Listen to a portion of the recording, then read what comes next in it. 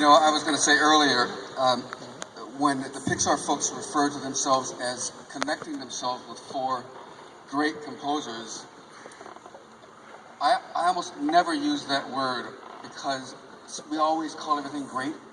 And when we call everything great, I think superlatives then lose their meaning.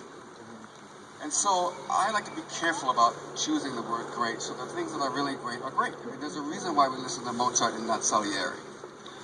These four composers are great composers, without a doubt, and they deserve all the accolades that we give to them. Oh yeah, definitely. That was personal favorite. We're going to end our first half with you with a very special piece for me. I just fell in love with this film right away. I think because I fell in love with the characters right away.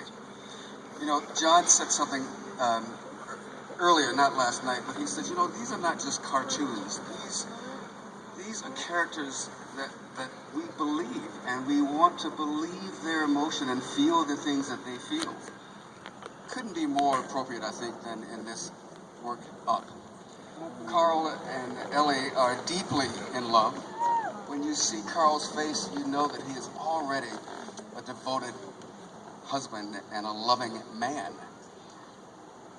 And Michael Giacchino does something which I think is a stroke of genius, because he chooses the music that we hear for the most part is a waltz.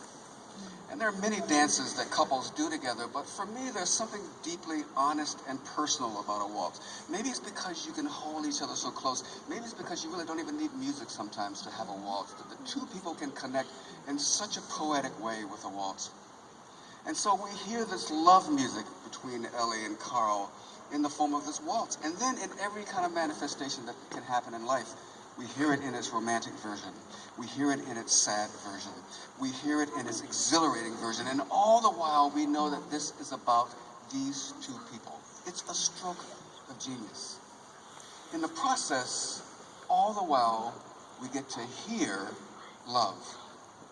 And if you're not in love, you surely wish you were.